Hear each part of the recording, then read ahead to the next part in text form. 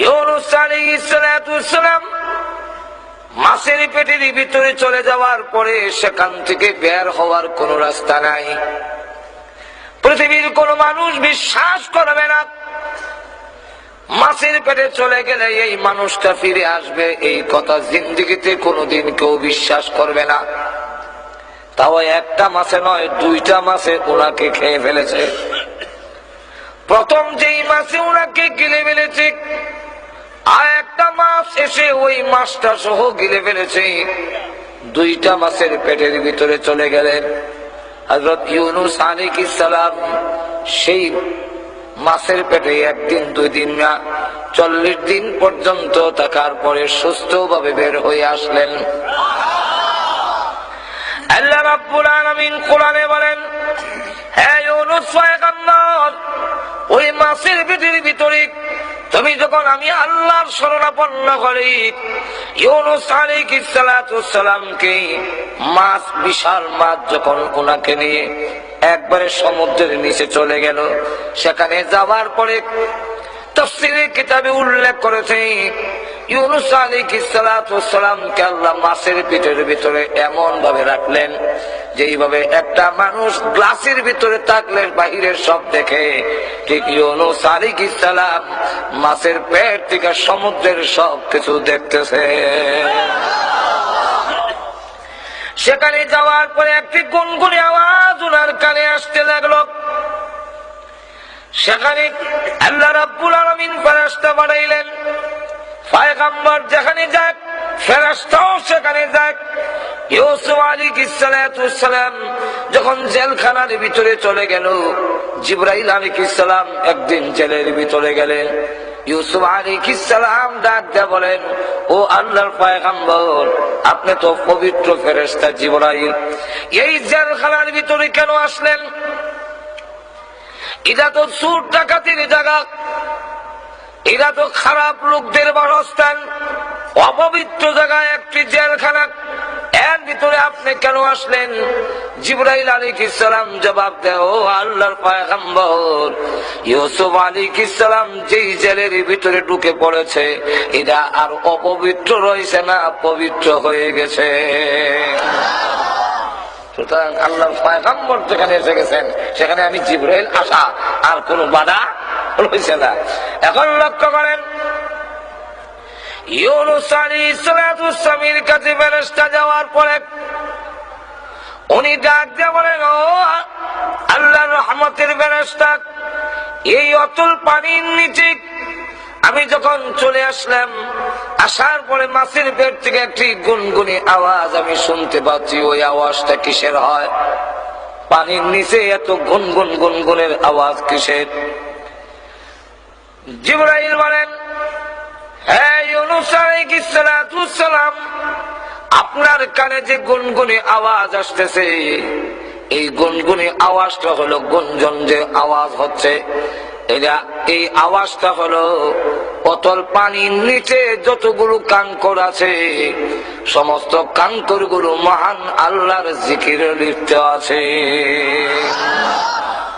আল্লাহর জিকির করতেছেন, তাদের আওয়াজ আপনি শুনছেন।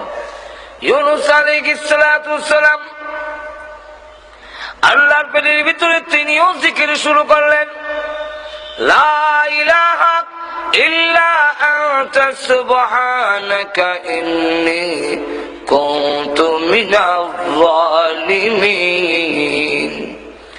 আল্লাহ রাব্বুল আলামিন জবাবে বলেন, হে ইউনূস আলাইহিস সালাম, ওই অতল পানির নিচে দুইটা মাছের পেটের ভিতরে চারটা অন্ধকারের মধ্যে দেখি, যখন আমার শরণাপন্ন হলে আমার জিকির করতে আরম্ভ করেছ, আমি আল্লাহ রাব্বুল আলামিন তোমার জিকির শুনেছি। শুধু শুনছি তাই না, ফাস্তাজাবনা লাহু, আবার জবাব দিয়েছি। শুধু জবাব দিয়ে শেষ না, ওয়ালাজাইনাহু মিনাল গাম্মি, এই বিপদ থেকে আমি আল্লাহ তোমাকে উদ্ধার করেছি। শুধু এখানেই না, শুধু তোমাকে উদ্ধার করে শেষ নয়, এমনি ভাবে ওয়াকাযালিকা নুজিল মুমিনিন, আল্লাহ রাব্বুল আলামিন বলে এমনি ভাবে, কেমনি ভাবে? এমনি ভাবে এই কথা বললেই এটার মধ্যে একটা প্রশ্ন দাঁড়ায়, কেমনে ঘুমাই আছেন নাকি আল্লাহ ছাড়া কেউ জানে? কিছু হ্যাঁ না তো বলবেন। আমরা সমাজ যদি কয় এমনি এমনি কেমন ঠিক কিনা, এই কাদালিকা যেখানে আসে সেখানে একটা প্রশ্ন দাঁড়ায়, এখানে তার ক্ষতিপূরণ দেওয়ার জন্যই আসে কাদালিকা। কাদালিকা এমনি ভাবে বলতে কেমনি ভাবে, এই প্রশ্নের জবাব যে কাদালিকা যেমনি ভাবে ইউনুস আলাইহিস সালামকে নিষিদ্ধ বেষ্টনীর ভিতর থেকে বের হওয়ার কোন রাস্তা নাই। আমিন, তোমরা এই কথা ভেবো না যে আমাদের চতুর্দিকে তিন দিকে ভারত ঘেরাও করে আছে, সুতরাং আমরা বাঁচবো কেমনে, কিভাবে রক্ষা পাবে। আল্লাহ রাব্বুল আলামিন বলেন, নিষিদ্ধ বেষ্টনীর ভিতরেও যদি থাকো আর তোমরা সত্যিকারের মুমিন হও, আমি আল্লাহ অগ্রিম ঘোষণা দিলাম, সকল বিপদ থেকে উদ্ধার করার দায়িত্ব আমি আল্লাহ গ্রহণ করে নিলাম। শুধু তা না, আল্লাহ রাব্বুল আলামিন বলেন ঘাবড়াবার কোনো কারণ নাই, ঘাবড়াবার কোনো কারণ নাই। আরে আমার তেলাওয়াতকে তো আয়াতে বলেন, ওয়ালা তাজিনু ওয়ালা তাহজানু ওয়া আনতুমুল আ'লাউনা ইন কুনতুম মুমিনিন। যে তোমরা নিরাশ হয়েও না, নিরাশ হয়ে যেও না, আর মনে হয় উপায় নাই, শেষ হয়ে যাবে, নিরাশ হয়েও না, নিরাশ হওয়ার কোন কারণ নাই। দাঁতের সাথে তুলনা দিয়েছেন, দাঁতের সাথে মুখের সাথে তুলনা দিয়েছেন থানবী রাহমাতুল্লাহ আলাইহি, যে নিরাশ হওয়ার কোন কারণ নাই। মুখের ভিতরে জিহ্বা আছে, দাঁতও আছে। একটু জোরে কর, দাঁত শক্ত না নরম? আর জিহ্বা নরম না? তিন দিক থেকে জিহ্বা ঘেরাও করে রাখছে দাঁতে, জোরে কর ঠিক না? তিন দিক থেকে দাঁতে ঘেরাও করে রেখে দিয়েছে।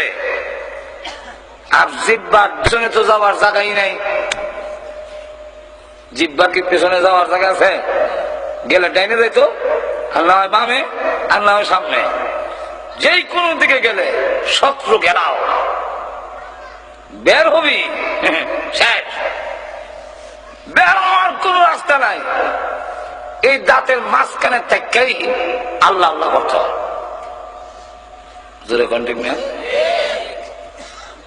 কিন্তু লক্ষ্য করে দেখেন, দাঁতের দৃষ্টান্ত হলো বাতিলের সাথে, আর জিহ্বার দৃষ্টান্তটা হলো হকের সাথে। আর তো জোরে কর, বাতিলের কাজ হলো হামলা করা, আক্রমণ করা। দাঁত যেইভাবে তার কাম হইল উপকার করলেও কাম হয়। দাঁতের চিবায় যদি গোষ্ঠের টুকরা আটকে যায়, খিলাল দিয়েও লাগাল না হওয়া যায়। জিহ্বার কিন্তু খবর আছে, জিহ্বা দেখবেন কতক্ষণ হরে হরে ঠেলে, ঠিক না? বলেন তো দেখি, যেই সময় দাঁতের চিবার থেকে গোষ্ঠের টুকরা বের করার জন্য ধাক্কা দেয়, আসতে দেরি হইলে দাঁতে কি খাতির ভরবে না কামড় মারে দিব? আর একটু জোরে কর, কামড় মারতো না নি? তখনও কামড় মারে। দাঁতের উপকার করতে গেলেও কামড় মারে। আমাদের দেশে দেখবেন দাওয়াত তাবলীগে ভালো কাজ করতেও যদি কোন মহল্লায় যায়, একদল আছে গাছটি গুটি উড়ায় বাইরে ফেলাই দেয়। আর একটু জোরে বলে, ভালো কাজ করতে আইলো ফেলাই দেয়। ওখানে বাতিলের কাজ হইলো হামলা করা, উপকার করলেও কামড় মারে।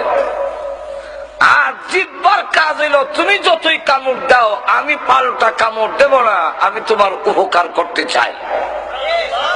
আর একটু জোরে বলে, ঠিক আলে হকের কাজ হইলো বাতিল যতই হামলা করুক, যতই জঙ্গিবাদ বলুক, যতই ওয়াহাবি বইলা গালি দিতে চায়, যত কিছুই করুক না কেন, কিন্তু হকপন্থীদের কাজ হইলো আমাকে গালি দিতে পারো, আমাকে হামলা করতে পারো, আমাকে আঘাত করতে পারো, আমি কিন্তু তোমার কল্যাণে কাজ করেই যাব, থামবো না। আবু জাহিলের কাম হইলো হামলা করা, রসুলের কাজ হইলো এর বড় গিয়া দাওয়াত দেওয়া। আর লক্ষ্য করে দেখেন, এই পরিস্থিতিতে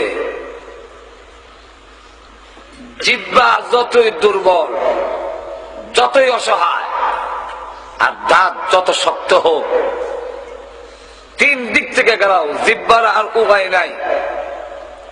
কিন্তু লক্ষ্য করে দেখুন, মৃত্যুর আগে দাঁত ভেঙ্গে খান কান হইয়া পড়ে যায়। আপনার মানজি গুড়ির কেউ দাঁত পড়ে না মনে হয় না, বসে। কিন্তু মরার আগ পর্যন্ত কারো জিহ্বা জয়রা পড়ে না। বলে দাঁত শক্ত হইলে কি হবে? তিন দিক থেকে ঘেরাও করে থাকলে কি হবে? ভেঙ্গে খান খান হয়। আর জিহ্বা যতই দুর্বল এবং অসহায় হোক, মৃত্যুর আগ পর্যন্ত জিহ্বা তার মুখের মধ্যে থাকে। মৃত্যুর সময় জিহ্বা নিয়ে কবরে যায়। ধরে বলেন ঠিক না? তেমনি ভাবে বাতিল যত বড় শক্তিশালী হোক, ভেঙ্গে খান খান হবে। হক যতই দুর্বল হোক, কিয়ামত পর্যন্ত এই জমিনে ইসলাম, মুমিন এবং হকপন্থীরা জিন্দা থাকবে, নিশ্চিন্ন হবে না। আল্লাহ রাব্বুল আলামিনের এত কিছু ঘোষণার পরেও আমাদের অবস্থা আজকে এরকম কেন? জোরে কোন ঠিক কিনা? আরো জোরে বলেন। কেন হওয়ার কারণ, নিজের সন্তান যখন উচ্ছৃঙ্খল হয়ে যায়,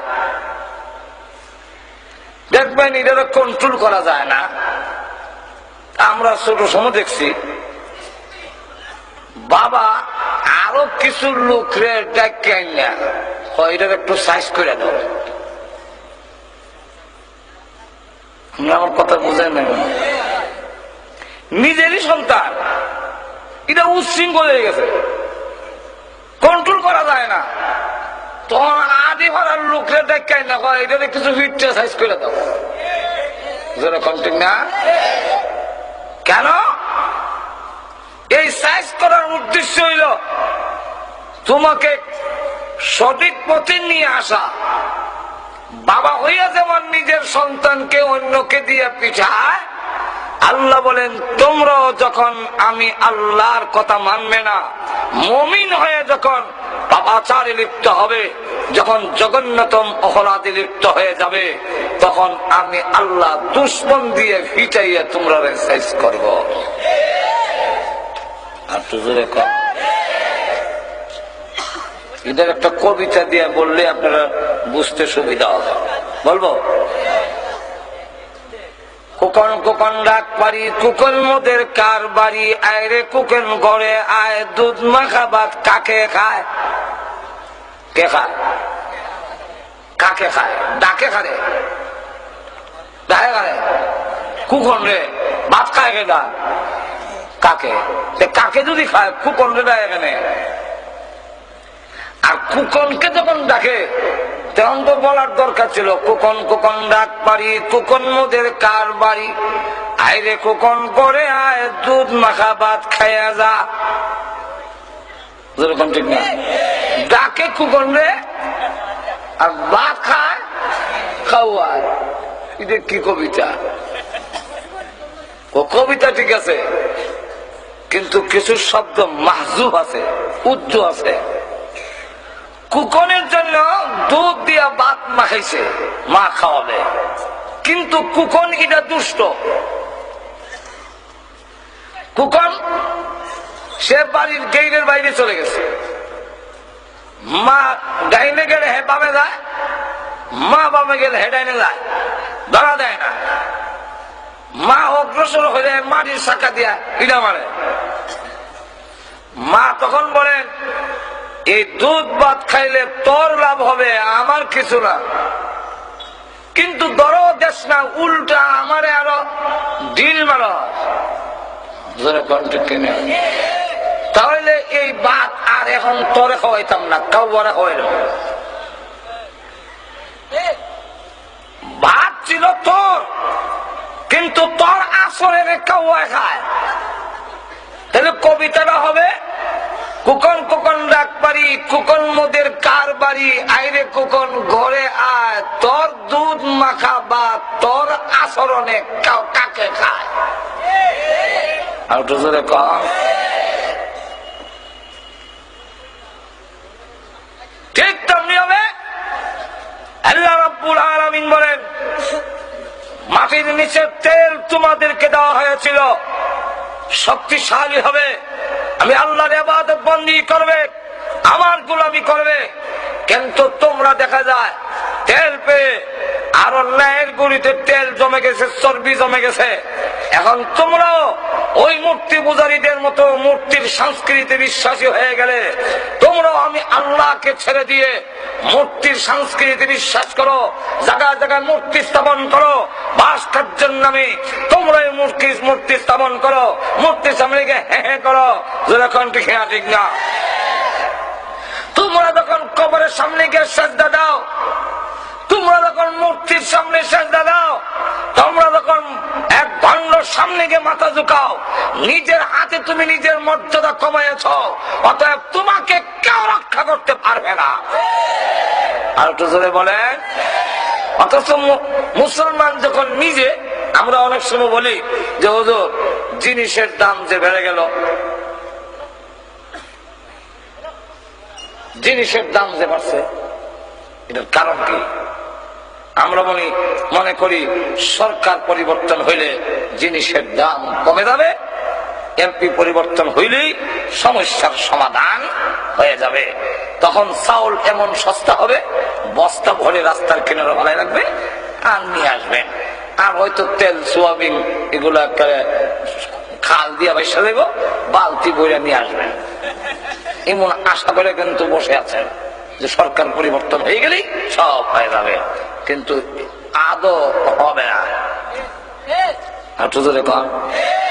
একবার আমাকে বললো, হুজুর ওয়াজ করলে খালি হবে? জিনিসের দাম যে বাড়ছে এগুলার কিছু প্রতিবাদ করার দরকার নাই? কি জিনিসের দাম বাড়লো? যে চাউলের দাম বাড়ছে। আমি না বাড়ে আমার কি হইলো? 500 টাকা কেজি হইলো, আমার তো কোনো সমস্যা নাই, আমি সারা বছর মানুষের গরু খাই। 500 না 1000 হইলে কি? তেলের দামও বাড়ছে, তা তো সমস্যা, কারণ আমার গাড়ির তো আর কেউ তেল খাওয়ায় না। দিলাম মিছিল, তেলের দাম কমাতে হবে, আর না হয় গদ্দি ছেড়ে দিতে হবে। ছেড়ে দিল, আরেক দল ক্ষমতায় গেল, যাওয়ার পরে আরো 10 টাকা করে তেলের দাম বাড়াইছে। তখন জিজ্ঞাসা করলাম, এখন বাড়াইলেন কেন? আমাকে তখন জবাব দেয়, হুজুর দেশ চালাইতে গেলে তো তেলের দাম বাড়াইতে হবে না, সরকার চালাবে কিভাবে? আমি বললাম, এই কথা তো আগের বেড়ায়ও কইছিল, তুমি আর কইয়া লাভ কি? জোরে কণ্ঠ কি? আরো জোরে। মূল সমস্যা এখানে নয়, মূল সমস্যা হলো হাদিসে কুদসির মধ্যে আল্লাহ রাব্বুল আলামিন বলেন, তোমার দাম বাড়াও, তখন জিনিসের দাম কমবে, তোমার দাম বাড়বে। আর তুমি যখন তোমার না দাম কমায় দিবে, তুমি আশরাফুল মাখলুকাত হইয়া ফেরেশতার চাইতে শ্রেষ্ঠ হয়ে, তুমি যখন সৃষ্টির সেরা হয়ে কবরের সামনে মাথা নত করবে, বানরের সামনে মাথা নত করবে, জানোয়ারের সামনে মাথা নত করবে, মূর্তির সামনে মাথা নত করবে, তখন তোমার দাম কমবে, ফেরেশতা রাসূলের দাম বাড়বে। পৃথিবীর কেউ তোমাদের জিনিসের দাম কমাতে পারবে না। আর এটি বাস্তবতা। আর সাহাবায়ে কেরাম আল্লাহ ছাড়া কারো সামনে মাথা নত করতে তারা জানে না। যেরকম ঠিক না, এই কারণে তাদের দাম বাড়ছে, জিনিসের দাম কমছে। যেরকম ঠিক না, আল্লাহু আকবার। সংখ্যায় কম, কিন্তু এরপরও তাদের সাথে কুলাইতে পারছে না। আবু উবাইদা ইবনুল জাররাহ রাদিয়াল্লাহু আনহু, তিনি হলেন সেনাপতি নিযুক্ত হয়েছেন নতুন, তাই ফজরের নামাজ তিনি পড়ালেন। পড়ানোর পরই দেখে 60,000 সোলদের সামনে এসে দেখে বলতেছে, হে মুসলমানেরা, তোমরা নাকি যুদ্ধের ময়দানে মরলে জান্নাতে চলে যাও? কেউ যদি জান্নাতে যাওয়ার শখ থাকে, আসো জান্নাতে পাঠাই, জান্নাতে পাঠাই। না ক্রিটিসাইজ করতেছে। এই ক্রিটিসাইজটা কেন? এর একটা কারণ আছে। কারণটা হইল মুসলমানরা যখন ইয়ার মুখের মাঠে গিয়ে তাবু গাড়ল, হিরাক্লিয়াস রাজা তখন গোয়েন্দা পাঠাইল যে মুসলমান যে আমাদের সাথে লড়াই করতে আসছে, রাত্রে একটু গোপনে গোপনে তাদের একটু খোঁজ খবর নাও তো। খোঁজ খবর নিয়ে গোয়েন্দারা যে রিপোর্ট দিছে, এই রিপোর্টটা হইল মুসলিম জাতি বড় ভীতু, এদেরকে হয়তো সরকার জোর করে চাপ দিয়ে পাঠাই দিছে, ওরা আসতে রাজি না। কেমনি বললে?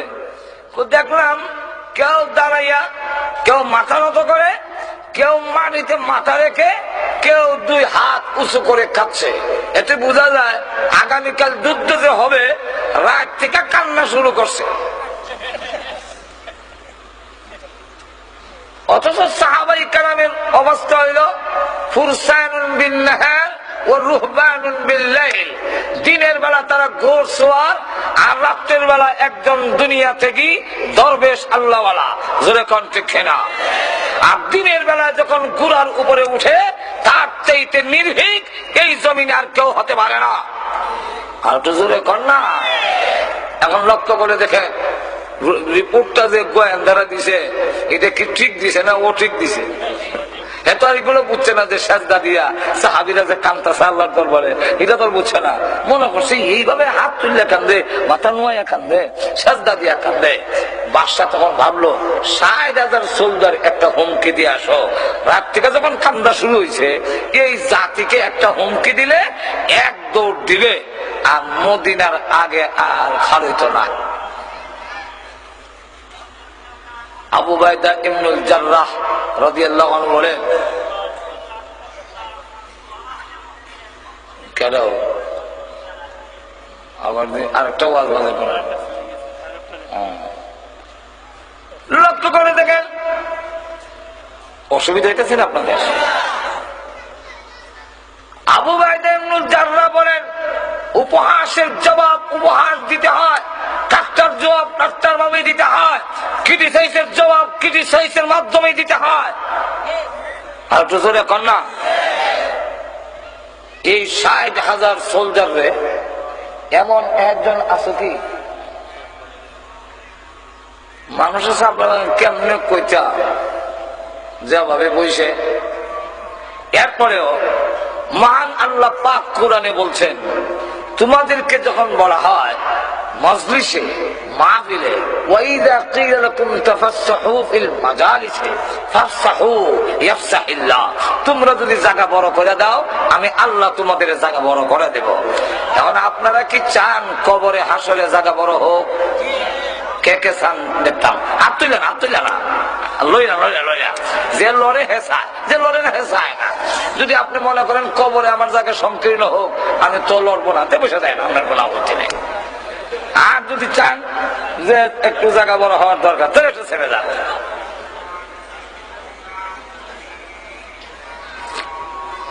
ভাইরা আমার মনোযোগ দিয়ে শুনেন,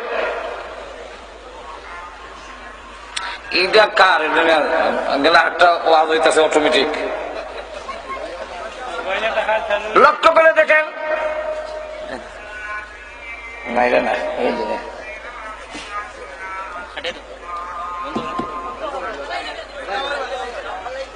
এখন লক্ষ্য করে দেখেন, বলল একজন কে আসো যে এই ৬০,০০০ সোলজারে একটা দৌড় দেওয়াতে পারবে একজন ব্যক্তি।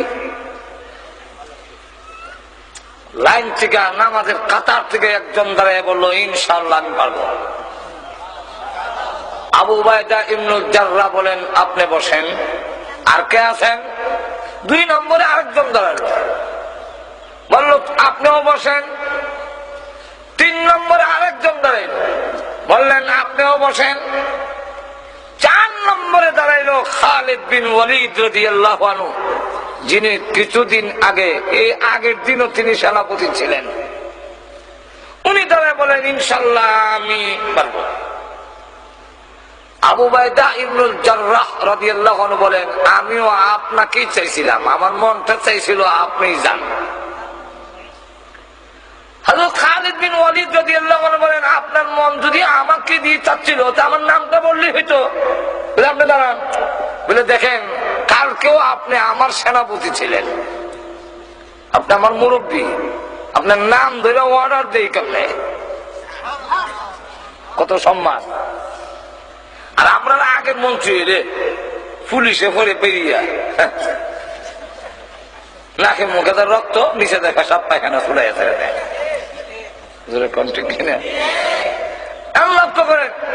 আপনি কি পারবেন এই ৬০,০০০ একা দৌড় দেওয়াইতে? বলে ইনশাআল্লাহ। আপনার ডকুমেন্ট, আপনার দলিল কি? আপনার দলিল কি? দলিল হলো প্রথম নম্বর হলো হাদিস, ২ নম্বর দলিল, প্রথম নম্বর কুরআন, ২ নম্বরের দলিল আমার হাদিস। বলে কি দলিল বলেন? বলে ১ নম্বর হলো আল্লাহ কুরআনে বলছেন, ওয়ালা তাহিনু ওয়ালা তাহজানু ওয়া আনতুমুল আ'লাউনা ইন কুনতুম মুমিনিন। তোমরা ঘাবড়াইও না, তোমরা ভয় পেও না, নিরাশ হইও না, সব জায়গায় তোমরা বিজয়ী হবে যদি তোমরা মুমিন হও। তাহলে আল্লাহর ঘোষণা অনুযায়ী আমি মুমিন হইলে বিজয়ী হব। সেখানে তো বলা হয় নাই যে ৬০,০০০ মোকাবেলায় ৬০,০০০ যেতে হবে, জোরে কোন ঠিক না? শুধু শর্ত দিচ্ছেন মুমিন যদি হও বিজয়ী হবে, জোরে কোন ঠিক না? তখন লক্ষ্য করে দেখেন এই পরিস্থিতিতে হাদিস, আল্লাহু আকবার, হাদিসে আল্লাহ রাসূল বলেন, যার ভিতরে ঈমান আছে সে হলো জিন্দা, আর যার ভিতরে ঈমান নাই সে হলো মুর্দা। ৬০,০০০ মুর্দা, আমি একা জিন্দা। আর ৬০,০০০ মুর্দার জন্য একজন জিন্দাই যথেষ্ট নাকি? আপনার গ্রামের কবরস্থানে আপনি একা গিয়ে দাঁড়ালে কবরে যারা আছে কেউ দাঁড়াবে আপনার সামনে? তাহলে এই ৬০,০০০ জন্য আমি একাই যথেষ্ট। আচ্ছা তাহলে আপনি যান, তবে একা যান কেমনে? আরো ৫৯ জন দেই, কজন হবে? মাথা পিছে কজন করে পড়ে? ১,০০০ জন। তাহলে দূর থেকে সুইচ টিপ দেওয়া না, কাছে গিয়া এক তরবারি নিয়ে সেটাছেটি, ঠিক না? শুরু হয়ে গেল লড়াই। ফজর নামাজের পরে উভয় পক্ষের ঘুরার খুরের আঘাতে ধুলাবালু এমন উঠতেছে যার বলে বিজয় হচ্ছে না পরাজয় হচ্ছে, কে মরছে না কিচ্ছুই বোঝা যায় না। আসরের নামাজের পরে যখন ধুলাবালু কিছু থামলো, আবু বাইদা ইবনুল জাররাহ রাদিয়াল্লাহু আনহু বলেন যে আমি গেলাম, আমার বিশ্বাস মুসলমান তো চুষে গেছে জজবা, ৬০,০০০ মোকাবেলায় ৬০ জন তো শহীদ হয়ে যাবে। দেখি অবস্থা কি হয়েছে, গিয়ে দেখি রক্তে ভিজে মরুভূমির বালু এমন প্যাক, এমন কাদা হয়েছে, আমার গুড়ার খোর পাও কাদার ভিতরে ঢুকে যায়। তখন তিনি ডাকবে, আর লাশ যা পড়ে আছে উল্টায় দেখে চেহারা মুসলমানের না। ময়দানে দাঁড়িয়ে চোখের পানি ছেড়ে দিয়ে কান্না শুরু করে দিয়েছেন, প্রভু হে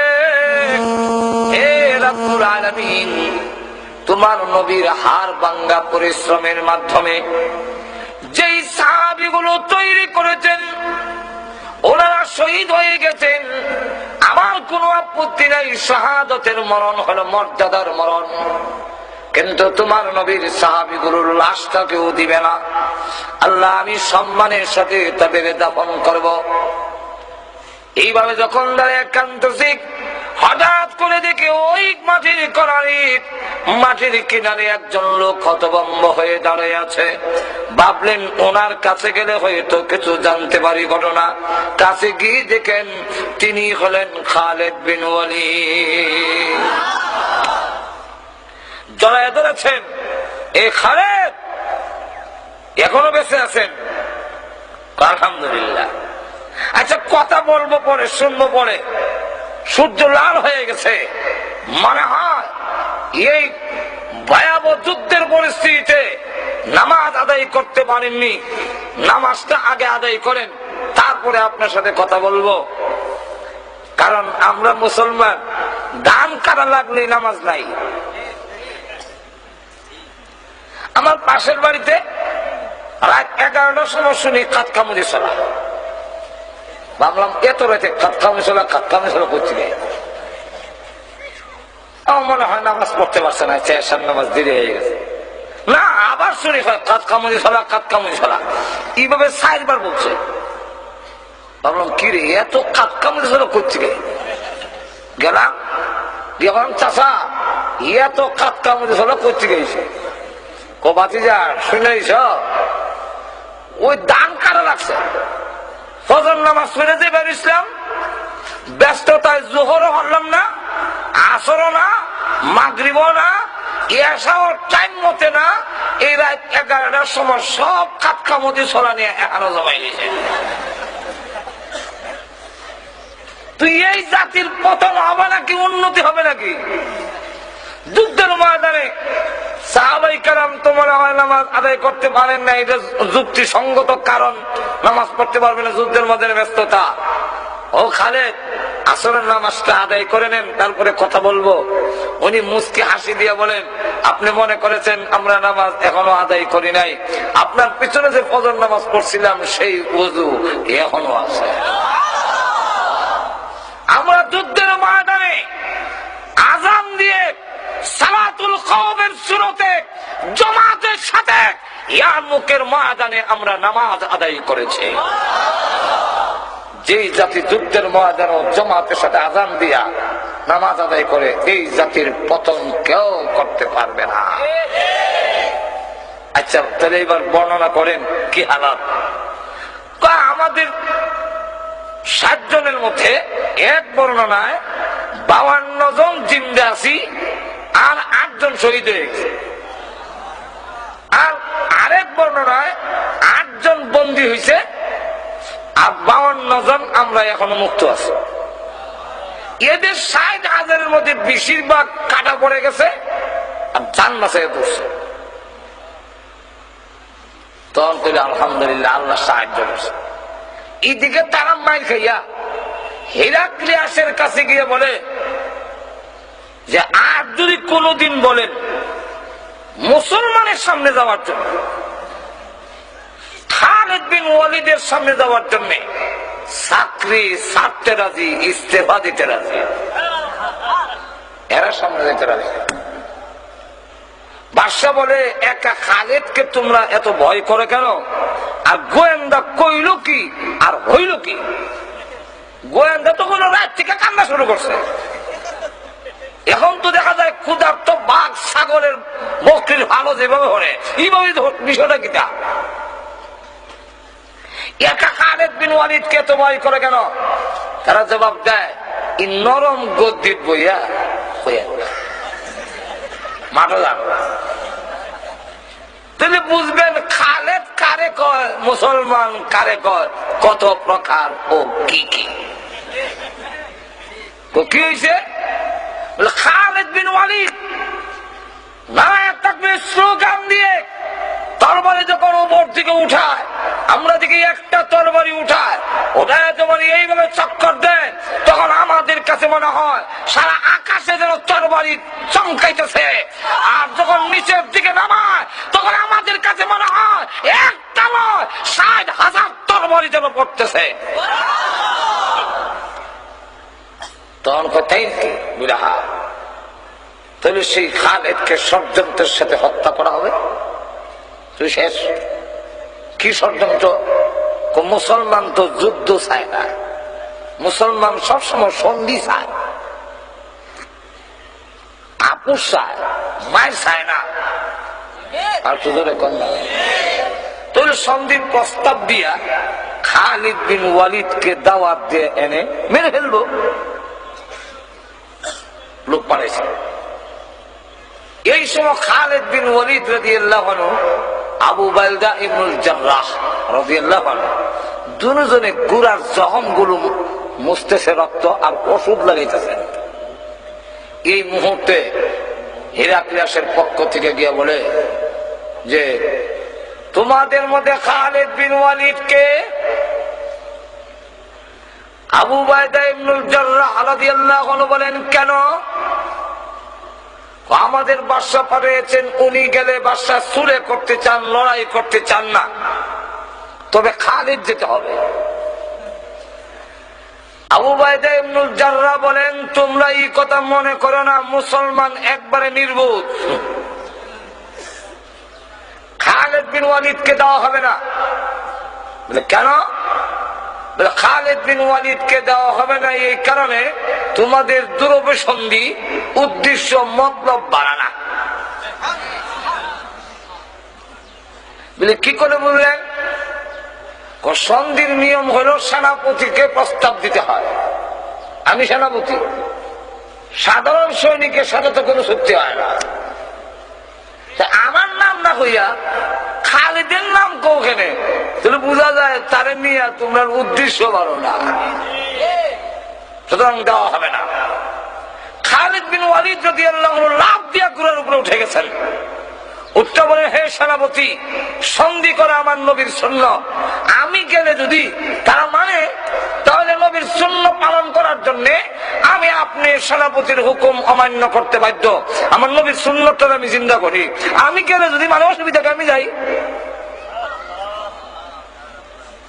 ঘোড়ার উপরে যখন উঠে গেছে, আবু উবাইদা ইবনুল জাররাহ বলেন, ঠিক আছে আপনি যান, তবে আপনার সাথে আরো 99 জন নিয়ে যান। 99 জন নিয়ে গেল। সেখানে যাওয়ার পরে গিয়া দেখে 3 লক্ষ সোলজার সৈন্য দিয়ে লাইন ধরে দাঁড় করে গেট তৈরি করেছে, তরবারির গেট। এদিকে সৈন্য তরবারি, এরাও এদিকে দিয়া এমন ভাবে নিচু করে গেট তৈরি করেছে যে হিরাক্লিয়াসের দরবারে ঢুকতে গেলে মাথা নত করে ঢুকতে হয়। আর ওয়ারা রইল, যখন ভিতরে ঢুকে পড়বে তার মাথা থাকবে নিচে আর তরবারি থাকবে কুশের ভিতরে, তখন তার বের করতে পারবে না, তখন তাকে মেরে ফেলা হবে। খালিদ বিন ওয়ালিদ রাদিয়াল্লাহু আনহু গেটের সামনে গিয়ে বলে, তরবারির গেট সরাও। কনা এটা সামরিক সম্মান, গার্ড অফ অনার দেওয়া হচ্ছে আপনাকে, ঢুকেন। উনি বলেন, এই জাতের গার্ড অফ অনারের দরকার নেই। কেন? বলে তোমাদের গেট দিয়ে ঢুকতে গেলে মাথা নত করতে হয়, আমরা এই মাথা জীবনে বহু মূর্তির সামনে নত করেছি। ঈমান আনার পরে আল্লাহ ছাড়া পৃথিবীর কোন শক্তির সামনে সম্মান দেখাবার জন্য মুসলমান মাথা নত করে না। সুতরাং তোমাদের গেট সরাও, আমি ঢুকবো না। কোনা ঢুকতেই হবে। সরাবি না লাথি দিতাম, যদি না সরাও একটা লাথি দিব, তখন আর এই তরবারে গেট থাকতে হতো না। ঘুমাই গেছেন মনে হয় আপনারা, রক্ত ঠান্ডা হয়ে গেছি। সুবহানাল্লাহ বলবেন না? কি সাহস! এমনি ডাক দিয়া কয়, এইটা কই আইসে জানো? বলে জানি না, বুঝে আইছি। বাদশা জায়গায় চিল্লা চিল্লি কিসের শোনা যায়? বলে খালিদ বিন ওয়ালিদ আসছে, কিন্তু এইটা দিয়ে ভিতরে ঢুকে না, উস্তায় হলাই দিব। বাদশা কয়, গেট সরাও, লোকটারে একটু দেখলেন। ভিতরে নেওয়ার পরে সেখানে আরো 90,000 সোলজার রিজার্ভে রাখছে, না জানি কোন ঘটনা ঘটাইলা। 100টা চেয়ার দিছে বসার জন্য। খালিদ বিন ওয়ালিদ রাদিয়াল্লাহু আনহু ভিতরে ঢুকেই প্রথম চেয়ারটা দেখেই এটা উল্টো এক সাইডে রেখে দিয়েছেন। যেই মাত্র উনি হলাই দিয়েছেন, 100 জনের সেনাপতি তো সর্দার তো উনি, বাকি 99 জন আমরা হলাই দিলাম, এরা ওরা হলাই দিছে। দিয়া খালিদ বিন ওয়ালিদ বাদশার সাথে গিয়ে আডু লাগাইয়া বসে।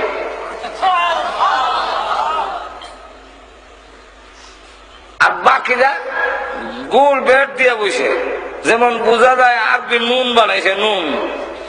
আর নক্তা হইল খালিদ, নুনের নক্তা। এমনি ডাক দেখা, তোমরা চেয়ার দিলাম, চেয়ারও বসো না, আটুর সাথে আটু লাগাই বসো, তোমরা নিচে গোল দিয়ে বেড দিয়ে বসো। মুসলমান এখনো সভ্যতা শিখছে না, চেয়ারও বলে না কেন? বলে চেয়ারও না বসার কারণ হইল আমাদের রসুল বলেছেন পুরুষের জন্য স্বর্ণ ব্যবহার করা হারাম। তোমার চেয়ারের পায়ের মধ্যে স্বর্ণ লাগাই, এর লেগে এই চেয়ার আমরা বসিও নাই, দেখতেও চাই না। আরো সাথে আরো লাগাই বসে কেন? বলে এটা পরে করবো, আগে কও আনছো কেন? চুক্তি হবে বলে গান শুনি বুঝলে হ তাহলে কও চুক্তির প্রথম নম্বর শর্ত লা ইলাহা ইল্লাল্লাহু মুহাম্মাদুর রাসূলুল্লাহ। এই কালিমা করে নাও, তুমি আর আমি মুসলমান ভাই ভাই, আর কোন ঝগড়া ফাসাদ নাই। ওই কথা কইলে তো তোমরা দল হয়ে গেলাম কি? খালিদ বিন ওয়ালিদ বলেন, হ্যাঁ, স্বজ্ঞানে স্ব ইচ্ছায় যদি কেউ মুসলমান না হয়, ইসলামের পক্ষ থেকে মুসলমানের পক্ষ থেকে কোনো চাপাচাপির বিধান নাই। জোর করে তোমার মুসলমান বানানো হবে না, স্ব ইচ্ছায় স্বজ্ঞানে হইতে হবে। এখন যখন তুমি মানতে রাজি না, তো ঠিক আছে, আল্লাহর জমিনে থাকতে হইলে আল্লাহ ওয়ালারে ট্যাক্স দিয়ে থাকতে হবে। জমিন আল্লাহ, আসমান আল্লাহ, আলু বাতাস আল্লাহ। সুতরাং এখানে আল্লাহ ওয়ালারে ট্যাক্স দিয়ে থাকতে হইব। ট্যাক্স দিবানি, এটা তো অপমানের কথা, অপমান না, এটা মানতাম না। এমনি খালিদ বিন ওয়ালিদ কুশের ভিতর থেকে টান দিয়া তরবারিটা বাইর করিয়া বাদশার খল্লার উপর দিয়ে একটা বুর্তি দিছে, দিয়া করতে হলে 3 নম্বর ফায়সালা। এটাও খালি একটা গুড়ানি দিছে, একটা সিবা মারছে। আমি শুনছে তো খালিদ বিন ওয়ালিদ একটা সাদা তরবারি বের করে, কিন্তু সারা আকাশে খালি তরবারি দেখা যায়। নিচের দিকে হওয়ার সময় মনে হয় যে 60,000 হচ্ছে, এর লোকে ফেলে সিবা মারছে। কিন্তু এরপরও একটা বাদশা তো একটু সাহস রাখল লাগে, হুঙ্কার দেওয়া হয়, খারাপ কোথায় তুমি দৃষ্টতা দেখাও, তুমি কি অনুমান করতে পারোনি? 3 লক্ষ সোলজার দেখে এসেছ, রিজার্ভে রাখছি 90,000। এখন হুকুম দিলে তোমাকে 3,90,000 টুকরা করে ফেলবে। আমরা শোনা, এটা কি ইয়ার মুখের ময়দান? এরা হিরাক্লিয়াসের রাজ দরবার। খালিদ বিন ওয়ালিদ মুস্কি, কোনো ভয় নাই, মুস্কে হাসি দিয়া কয়, এটা বুঝা শুনেই তোমার আলুর সাথে আলু লাগাইয়া আগুই বইছি, যেমন তরবারি দিয়া গলা লাগাল হওয়া যায়।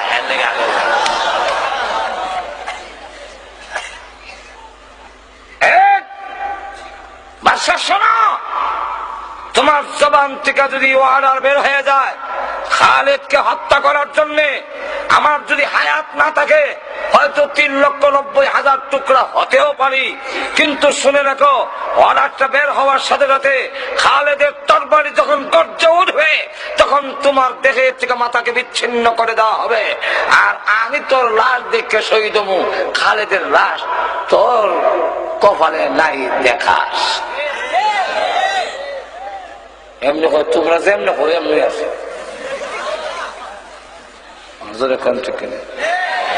এই খালিদের আজকে ভাবা হইল কইলে খালিদের বাহাদুরি নয়। খালিদ বিন ওয়ালিদ তো উহুদের যুদ্ধে আলীর সামনে দাঁড়াতে পারিনি, আমির হামজার সামনে দাঁড়াতে পারিনি, তাই পলায়ন করে পাহাড়ের পিছন দিয়ে গিয়ে হামলা করেছিল।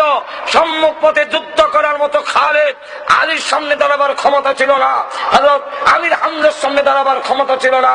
এই খালিদ এত শক্তিশালী হলেন, এটা তার নিজস্ব ক্ষমতা নয়, আল্লাহর ওয়াদা। তোমরা যদি সত্যিকার মুসলমান হও, আমি আল্লাহ ওয়াদা দিলাম সব জায়গায় বিজয়ী হবে, পরাজয় কোনদিন। তেল বুঝে খায়, ঘুমাই গেছে।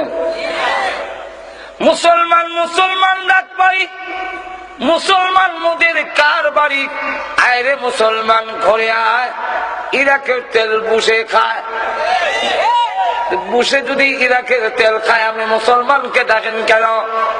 এই কবিতারও এমনি হবে, মুসলমান মুসলমান ডাক বাড়ি, মুসলমান মোদের কার বাড়ি, আইরে মুসলমান ইসলামের ঘরে আয়, তোদের আচরণে ইরাকের তেল বুঝে খায়।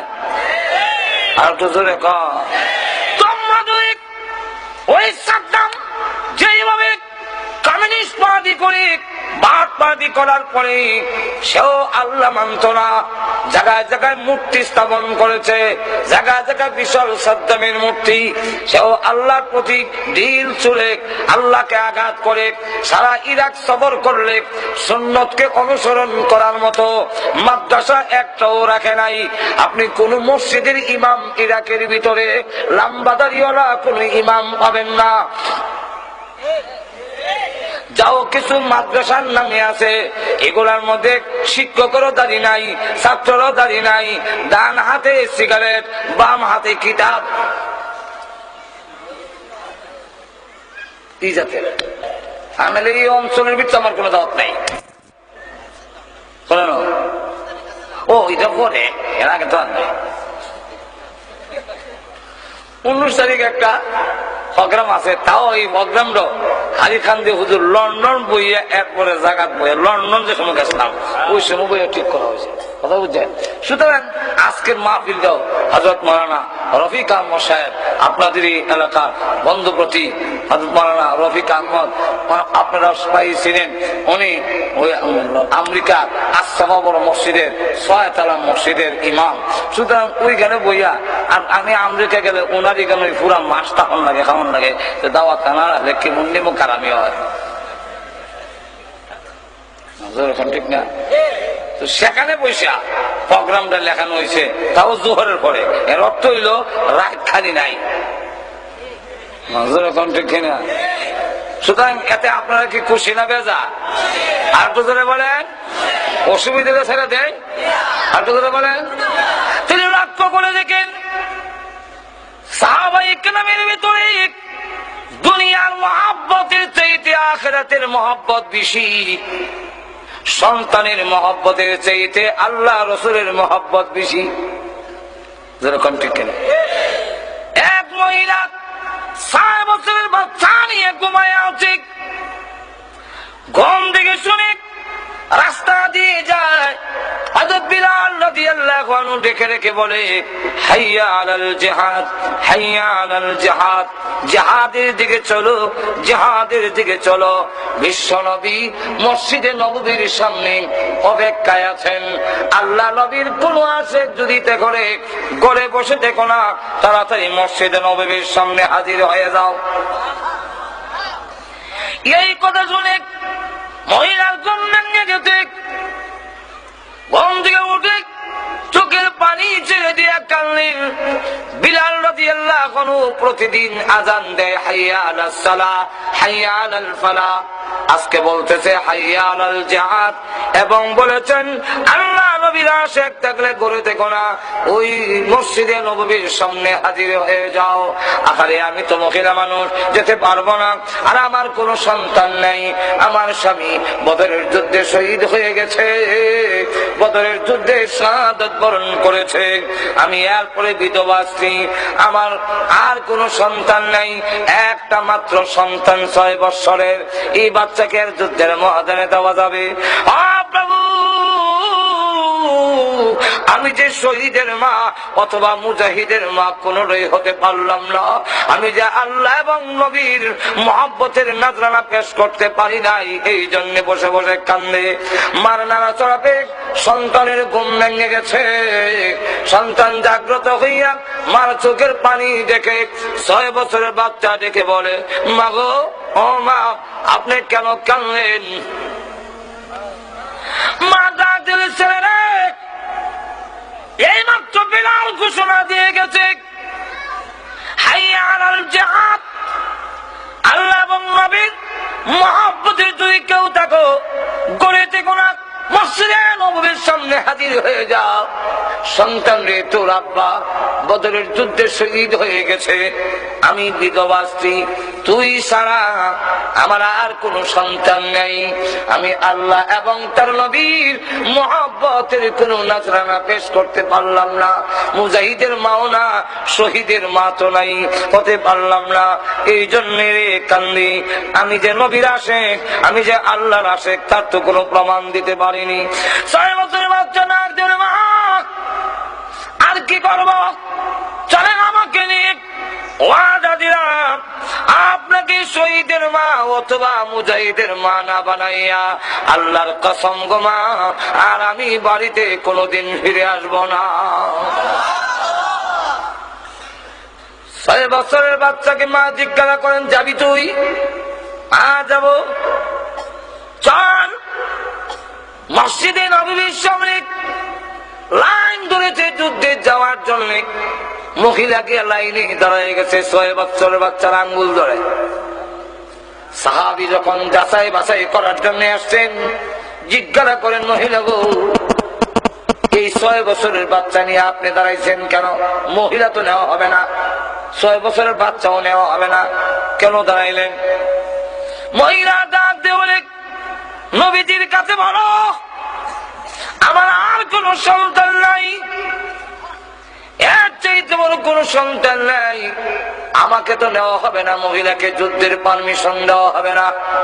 এই বাচ্চা নিয়ে আসলাম, নবীজি যেন আমার বাচ্চাকে গ্রহণ করে কোনো একটা কাজে লাগাইয়া দেয়। নবীজির কাছে আমার কথাটা পৌঁছান। আল্লাহ নবীর কাছে যখন বললেন, নবীজি একজন মহিলা 6 বছরের বাচ্চা নিয়ে দাঁড়িয়ে গেছে। আল্লাহ নবী মহিলাকে ডাকলেন, ও মা, এই বাচ্চা নিয়ে কেন লাইনে দাঁড়িয়েছেন? মহিলা ডাক দিলেন, ইয়া রাসূলুল্লাহ, এর চাইতে বড় বাচ্চা যে আমার নাই, নিয়ে যান আপনার খেদমতে লাগাইয়া দিয়েন। আল্লাহ নবী বলেন, মা গো, 6 বছরের বাচ্চা কি কাজে লাগবে? 6 বছরের বাচ্চা কি কাজে লাগাবো? মহিলা তখন রেখে বলে, আগো নবীজি, যুদ্ধের ময়দানে কাফেররা যখন তীর মারবে, ডাল দিয়া তো প্রতিহত করতে হয়, ডালের অভাব পড়তে পারে, আমার 6 বছরের বাচ্চাকে নিয়ে যান। কোন কাফের যদি আপনাকে তীর মারে গো, ওই ঢাল না ধরে আমার সন্তানকে সামনে ধরে দিবেন, সন্তানের কলিজায় তীরের আঘাত লাগতে পারে, আল্লাহর কসম বিশ্ব নবীর গায়ে আঘাত লাগতে পারে না। নবীজি ডাক দিলেন, না, নিয়ে যাও ওই বাচ্চাকে, অদূর ভবিষ্যতে কোনো কাজে লাগবে, হয়তো আরো যদি কোনো যুদ্ধ হয়ে গো, তোমার এই সন্তান ভবিষ্যতে কাজে লাগবে। মহিলা তখন ব্যর্থ হইয়া ছেলের দিকে লক্ষ্য করে বলে, ছেলে রে, চল যাই, রসুল যদি না নেন পারলাম না রে, মুজাহিদের মাও হলাম না, শহীদের মাও হতে পারলাম না, চল বাড়িতে যাই। বাচ্চা ডাক দিয়ে বলে, মা, আমি না ওয়াদা দিয়েছি আপনাকে শহীদের মা অথবা মুজাহিদের মা রামানাইয়া বাড়িতে যাব না, আমি বিশ্ব নবীকে প্রশ্ন করতে চাই। আরে এত বড় দুঃসাহস, তুই বিশ্ব নবীকে কি প্রশ্ন করবি? বলে, হ্যাঁ, আমি নবীকে প্রশ্ন করবো। নবীজি সামনে দাঁড়িয়ে বলেন, ইয়া রাসূলুল্লাহ, ইয়া হাবিবাল্লাহ, আমার মা শহীদের স্ত্রী, আমি শহীদের সন্তান। নবীজি, আমার মাকে আমি ওয়াদা দিয়ে নিয়েছি, যুদ্ধের ময়দানে আমার মাকে শহীদের মা অথবা মুজাহিদের মা না বানাইয়া বাড়িতে নিব না, আপনি আমাকে পারমিশন দিয়ে দেন। রাসূল পারমিশন দেয় না, না, 6 বছরের বাচ্চা কোনো কাজে লাগবে না। এমনি ছেলে চুক্তি দেয়, কেন লাগবে না? আমি আমার বাড়ি রেখেছি, আমার মা যখন চুলাতে পাকশাক করে তখন মোটা মোটা লাকড়িগুলো পরে দেয়, হালকা পাতলা লাকড়িগুলো চুলার ভিতরে আগে দিতে হয়, নাইলে আগুন ধরতে দেরি হয়, আগুন ধরে না। হালকা পাতলা লাকড়িগুলো যদি আগে প্রয়োজন হয়ে গো চুলার ভিতরে আগুন ধরাবার জন্য, যুদ্ধের ময়দানে আগুন ধরাবার জন্য আমির হামজাকে পরে দিন, আলীকে পরে দিন, আমার মতো 6 বছরের বাচ্চাকে পারমিশন দেন, আগে ভাগে শাহাদাত বরণ করে আল্লাহর কসম যুদ্ধের ময়দানের আগুনটা আমি ধরাইয়া দেই।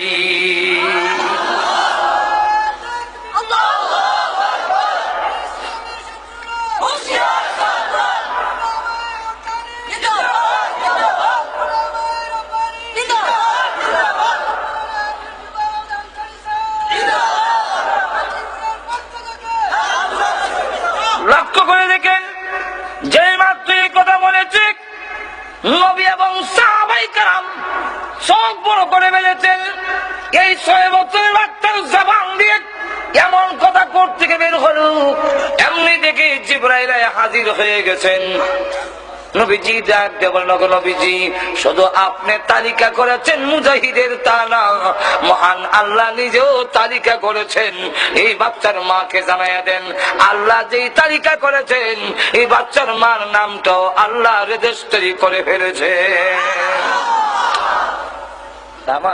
লক্ষ্য করে দেখেন সাহাবাই কারামের অন্তরে দুনিয়ার মহব্বত না, মহব্বত আল্লাহ এবং তার রসুলের। জোরে কোন ঠিক কিনা? আল্লাহ রসুল বলেন আখিরি জামানা যখন নাকি মুসলমান লাঞ্ছিত হুমানিত কেন হবে, তাদের ভিতরে দুনিয়ার মহব্বত এসে যাবে। এক হাদিসের মধ্যে আসছে, ইবনে হাজার আসকালানী থেকে বর্ণিত, ওইখানে উল্লেখ করেছেন রসুল বলেন সায়াকুনু ফি উম্মতি, আল্লাহ রসুল বলেন আমার উম্মতের মধ্যে আখিরি জামানা এমন একটি অবস্থা হবে, পাঁচটা জিনিসকে ভুলে যাবে আর পাঁচটাকে মহব্বত করবে। পাঁচটাকে যারা ভুলে যাবে, পাঁচটাকে মহব্বত করবে। যারাকে মহব্বত করার কথা নয় সেটাকে মহব্বত করবে, যেটা ভুলার কথা নয় সেটা যখন ভুলে যাবে, আমি রসুল তাদের সাথে নাই, তারাও আমার সাথে না। বলবো না? অসুবিধা হইতেছে আপনাদের? কি কি রসুল বলেন ইউহিব্বুনাদ দুনিয়া ওয়া ইয়ানসাউনাল উকবা। প্রথম বলতেন ইউহিব্বুনা খামসান ওয়া ইয়ানসাউনা খামসা, পাঁচটাকে মহব্বত করবে, পাঁচটাকে ভুলে যাবে। উল্টো হয়ে যাবে, উল্টা। প্রথম নম্বরটা হলো ইউহিব্বুনাদ দুনিয়া ওয়া ইয়ানসাউনাল উকবা, দুনিয়াকে মহব্বত করবে, আখিরাত ভুলে যাবে। আমরা আজকে আখিরাত ভুলে গেছি, দুনিয়ার খুব মহব্বত। দুনিয়ার মহব্বত যখন এসে যাবে এই জাতি লাঞ্ছিত হবে, অপমানিত হবে। বিস্তারিত আলোচনা করার টাইম নাই। ইউহিব্বুনাদ দুনিয়া ওয়া ইয়ানসাউনাল উকবা, এক।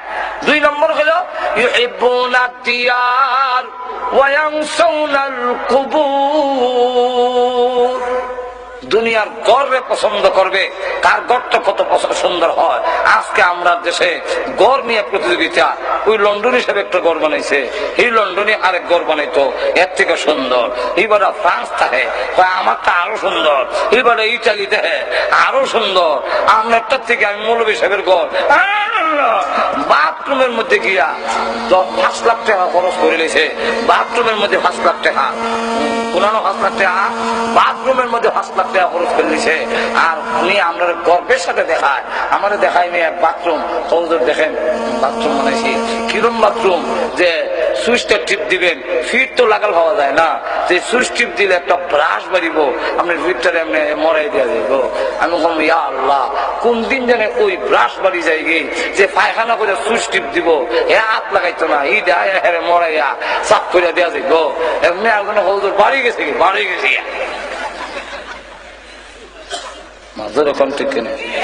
তুমি লক্ষ্য করে দেখেন আমরা অবস্থা হইল, কার গড় কত সুন্দর কিন্তু কবরের কথা ভুলে গেছে।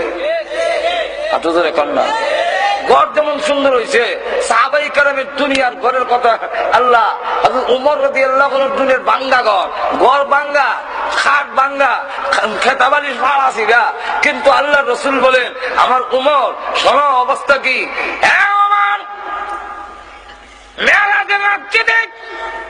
জান্নাতের ভিতরে যখন গেলাম গিয়ে দেখি এত সুন্দর বালাখানা, আমার জিন্দেগিতে এত সুন্দর দামি পাথর আর সুন্দর কারুকার্য কোন বালাখানা দেখিও নাই, কল্পনাও করি নাই। এরকম আমি রসুলের পর্যন্ত আকর্ষণ হয়ে গেছে, আমারও লোভ লেগে গেছে, তাই আমি 1 কদম 2 কদম যাই আর ঘরটারে দেখি, এত সুন্দর ঘর। ফেরেশতারা তখন ডাক দিয়ে বলে ওগো আল্লাহর নবী, এই ঘর আল্লাহ কার জন্য বানাইছেন জানেননি? রসুল বলেন কার জন্য? ওই এক আরবির জন্য। রসুল বলেন আনা আরবি, আমি তো আরবি। তাহলে বলো কার জন্য? আমার জন্য নি। বলে না, কার জন্য? কুরাইশের জন্য। রসুল বলেন আনা কুরাইশি, আমার জন্য নি, আমি কুরাইশি। না, তাহলে কার জন্য? ফেরেশতারা বলেন এক যুবকের জন্য। তখন রসুল বলেন আনা শাবাব, আমিও তো যুবক, আমিও তো বড় হই নাই, তাহলে কি আমার জন্য? না, আমি আপনার জন্য না। নবীজি জানতে বলেন আরবি, কুরাইশি, স্বাভাবিক, এইভাবে কেন বলো? নামটা কেন বলো না? তোমাদেরকে নাম জানা নাই কার জন্য বানাইছেন? ফেরেশতারা বলেন নাম জানা থাকবে না কেন? মহান আল্লাহ রাব্বুল আলামিন জান্নাতের ভিতরে এলান করে দিয়েছে, জান্নাতের খাদিম খুদ্দামরা রে, ও হুরুল মাল্লা, তোমরা জেনে রাখো এই সুন্দর বালাখানা স্পেশাল ভাবে আমি আল্লাহ তৈরি করেছি ওমর ইবনুল খাত্তাবের জন্য। তাদের দুনিয়ার বালাখানা সুন্দর নয়, কিন্তু আখিরাতের বালাখানা সুন্দর। আপনি জোরে কোন নয়? আর আমরা লাগে গেছি গড় সুন্দর হঠাৎ, খবর গেছি একবারে বাঘ। জোরে কোন ঠিক? তাই রাসূল বলেন ইউহিব্বুনা দিয়ার ওয়া ইয়ানসাউনাল কুবুর। গেল 2, 3 নম্বর হলো ইউহিব্বুনাল ইয়াল ওয়া ইয়ানসাউনাল হুর। দুনিয়ার বউ পরিজনকে মহব্বত করবে, দুনিয়ার বউরে মহব্বত করে, এমন মহব্বত বউর লেগে দাঁড়িয়ে রাখতে পারে না। আমার একজনে জিজ্ঞা, ওদের দাঁড়িয়ে না রাখলে কোনো গুনাহ নেই। আমি আমার জিগায় আর শরীক করে লক্ষিকা আমার জিগাইতে হয়েছে আবার আপনার ওয়াজ শুনলে তো মাঝে মাঝে মনটা চাই দাঁড়িয়ে রেখে নিতাম, কিন্তু আমার ওয়াইফের লেগে হারি না। আমি বললাম এটা তোমার ওয়াইফ না, এটা ভাই হয়ে গেছে। কেমনে বুঝলে করাত 5 পছন্দ করে, 5 তো করাত দিয়ে আনন্দ লাগে। আর তোমার বউ দাড়ি তো কত তুলার লাগান নরম, পছন্দ হয় না। আর খামাই দিলে তো এটা খুরের লাগান, করাতের লাগান দাঁত, এটা পছন্দ হয়, এটা করে না কেন? তাহলে তোমার ওয়াইফ এটা ওয়াইফ না, এটা ভাইফ।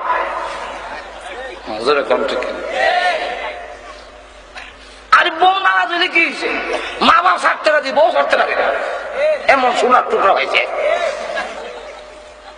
একবার মলিবাজার আমার দাঁড়ো বইয়া গান গান কোথাও লিখিতে গান, ও বাপ মরলে বাপ পাওয়া যায়, মা মরলে মা পাওয়া যায়, বউ মরলে রে বউ পাওয়া যায়। আমি লিখতে পারছি, এমনি আপনারা শোনাবেন লিখতে কইছি,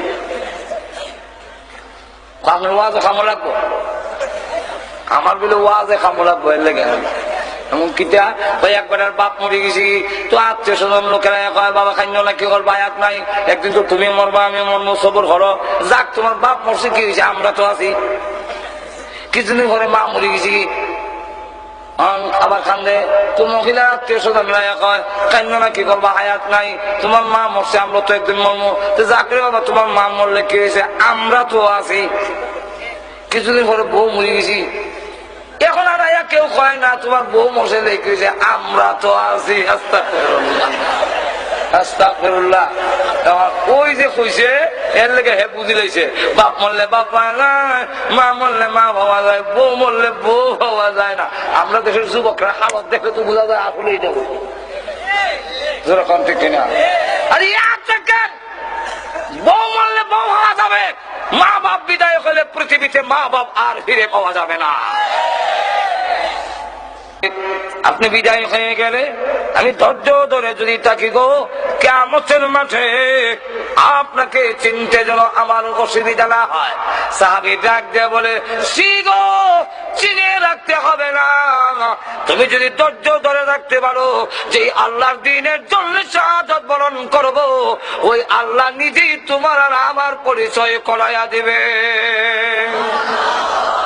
আর গড়ও গেছে না, ইভেন থেকে যুদ্ধের ময়দানে গিয়া শহীদ হয়ে গেছে।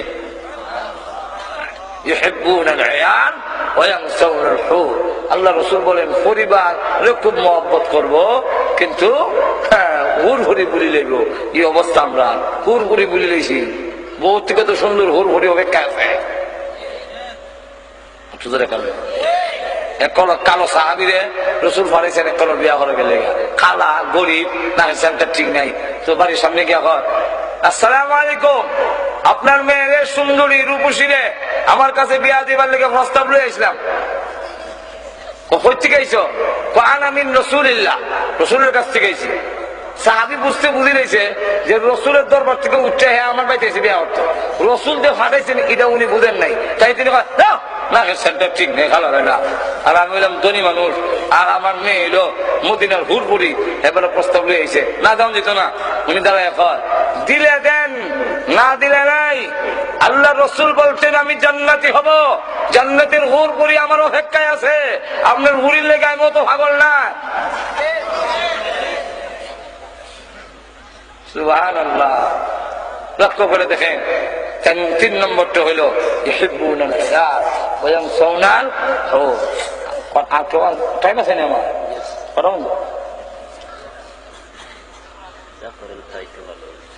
না আর কোন বক্তা আছে না? এটা নিচ্ছে কেন জানে না? সুবহানাল্লাহ। আমি তো ডাইনিমামে দেখে কেউ আসেনি, না আমরা তো 4টা-5টা সহ্য হয়নি। বর্তশিনী আইন তাড়াতাড়ি, বর্তশিনী সবাই তাড়াতাড়ি। এখন লক্ষ্য করেন, আখরি মজার টাইম বেশি নাই, আমি নাই, আমি তো নাই দিকে ঠেলতেছি। এখন লক্ষ্য করে দেখেন, ইউহিব্বুনাল হায়াত ওয়া ইয়ানসাউনাল হুব, এগুলো 4 নম্বর। 5 নম্বরটা হলো ইউহিব্বুনান নাফসা ওয়া ইয়ানসাউনাল্লাহ, নিজের মহব্বত করবে। ওটা শুরু গেছি, আমার কথা শেষ হয়েছে, কথা শেষ হয়েছে তো উঠে এখানে। আমার তো আসল বর্ণনা রয়েছে, আসলটা এখন ঠিক কেনা আসলটা কোনটা? রসুল বলেন যে দুনিয়া, পতনের কারণ কি? টাইনা সিরা দেখাইব মুসলমানের পতনের কারণটা কি এবং আমাদের করণীয় কি। আমাদের করণীয় হইল, যদি এই অবস্থার থেকে পেতে চাও, যদি মুক্তি পেতে চাও, তাহলে প্রথম নম্বর হইল দুনিয়ার মহব্বত কমাইয়া আখিরাতের মহব্বত, আল্লাহ এবং তার রসুলের মহব্বত অন্তরে ভিত করো। 2 নম্বরটা হইল কারাহিয়াতুল মউত, মউতের ভয় হইছে, মউতের ভয়। যারা নাকি লন্ডন জন্ম হইছে আর বাড়ি ঘর নকরি গেছে, আর ফাঞ্জি ঘুরাইবার লেগে অত দরকার নাই, খারাপ বড়া আইতো না, খারাপ বড়া বইয়ে থেকে যান বাসা নাই, খারাইতো না হজুরে কম ঠিক কিনা। কেন লেগা এদিকে বাড়ি ঘর বাড়া না, এখানে বাড়ি ঘর বাড়া। আর যারা নাকি লন্ডন থেকে বাংলাদেশের সিলেটের ঘর বাড়ি বাড়া, তার মন কানে কতকালে সিলেট হইতো সাহাবাই কেরাম আল্লাহওয়ালারা পরকালের ঘর বাড়া, কতকালে খালি যাইতো জান্নাতের ঘরে। আর আমরা পরকাল বাড়া না, ইখানের গাড়িটা বাড়া, ইখানের ঘরটা বাড়া। তাই আমার মন ইদিকে টানে, এইদিকে টানে, ধরে কম ঠিক কিনা। আমরা ধরে রয়েছে মৌতের ভয়। সাহাবাই কেরাম মৌতের তামান্না নিয়ে, শাহাদাতের তামান্না নিয়ে যখন ঝাবায়া পড়তো, যেই জাতি মৃত্যুর তামান্না নিয়ে ঝাবায়া পড়বে, এই জাতিকে দমায় রাখার মতো ক্ষমতা পৃথিবীর কোন শক্তি নাই। আর যে মৃত্যুর জন্য প্রস্তুত থাকবে, তার দুনিয়ার প্রতি লোভ থাকবে না, গাড়ির প্রতি লোভ থাকবে না। জোরে কোন ঠিক না? ঠিক না। 4 নম্বরটা 3 নম্বরটা হইল মাহমুদ শেখুল হিন্দ মাহমুদুল হাসান দেওবন্দি রহমতুল্লাহ আলাইহি, উনি মাল্টার জেল থেকে বের হয়ে বলেছিলেন মুসলমানের পতনের যে কারণ, মুসলমানের পতনের যে কারণ 2টা সবক শিখাইছি। এর একটা সবক হইল মুসলমানের পতনের কারণ হইল মুসলমান আস্থার নিজস্ব শিক্ষা কোরআন থেকে সরে গেছে, বিজাতীয় শিক্ষার গুরুত্ব বেশি, তার কোরআনের শিক্ষার গুরুত্ব নাই। 4 নম্বরটা হইল যে মুসলমানের ভিতরে ইখতিলাফ, এবিলে দলিল, এবিলে জলিল, এবিলে তলিল, এবিলে খাড়া, এবিলে বুয়া, এবিলে রুকুত, এবিলে বইয়া দূর চলে ওয়াহাবি, আর বইয়া সালাম দিলে ওয়াহাবি, আর খারিয়া সালাম দিলে ওয়াহাবি। এটি যদি হয়, আমরা দেখেন কত বড় আমরা তার ঢুকাই দিছে। বইয়া দূর পড়লে যদি ওয়াহাবি হয়, বইয়া সালাম দিলে যদি ওয়াহাবি হয়, যে আমরা করবো ওয়াহাবি, ও ওয়াহাবি, এর 14 গোষ্ঠী ওয়াহাবি। বুঝলে কেমনে? বলে আমাদের মধ্যে বইয়া দূর গলি হরে, খারিয়া কেউ হরে না, নামাজে দুধ না, বইয়া না খারা, সালাম আসেনি নাই বিলে। আসসালামু আলাইকা ইউহান নবী আসানা নামাজ তোলে এরা কয় নাই তো ইমাম সাহেব আসসালামু আলাইকা ইউহান নবী রাহমাতুল্লাহ।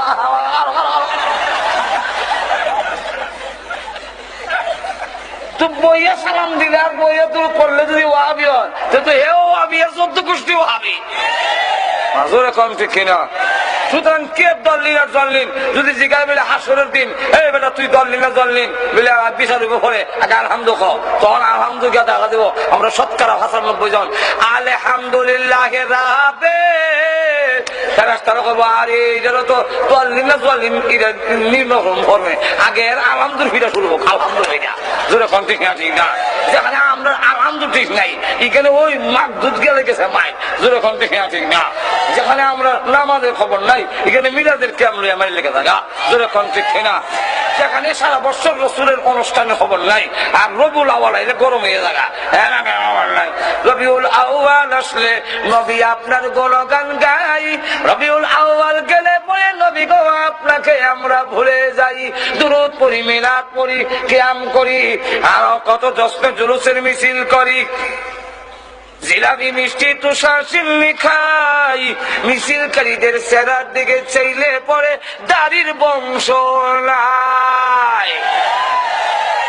যেরকম ঠিক কিনা? কত পাগল হয়েছে দাড়ি কই, কত পাগল হয়েছে তোমার দাড়ি কই, নবীর দাড়ি কই ওখানে এখানে হাত দিবেন না। যেরকম ঠিক কিনা? মুসলমান দুনিয়ার মহাব্বত কমাও আর তুমি মৃত্যুর জন্য 24 ঘন্টা প্রস্তুত থেকে কোরআন তোমার আসল শিক্ষানীতি গ্রহণ করে ঐক্যবদ্ধ হয়ে যদি মুসলিম জাতি আদো ময়দানে নামে, পৃথিবীর কোন শক্তি মুসলমানের গায়ে হাত লাগাবার ক্ষমতা না। যেরকম ঠিক কিনা? আল্লাহ রাব্বুল আলামিন আমাদের তৌফিক দান করুন, সকলে বলেন আমিন। কেউ উঠবেন না। বন্ধুপ্রতি হযরত মাওলানা মমতাজউদ্দিন বড় দেশি শুরু দেশ নাই, বাড়িও বড় দেশ, বাইসেও বড় বাইসা মগল বেলকি তো এখানে দেখতে তো হবে মাসা। এখন লক্ষ্য করে দেখেন, মেহরবানি করে হযরত মাওলানা পরদেশী সাহেব আমার বরকত কত সুন্দর ওয়াজ, এটা আমার তো আপনারা ওয়াজ করে বুঝেন লিখতো না, উনার সম্বন্ধে তো আমার থেকে আপনারা বেশি জানেন, কিন্তু এর পরেও হুজুর দোয়া করবেন, আলোচনা করবেন, দোয়াটা করে যান। দোয়া আমি করবো না, দোয়া উনার না করতাম পারি, আমার কথা রাখবেননি, আপনারা ওনার ওয়াজ শুনে করে যাইবা।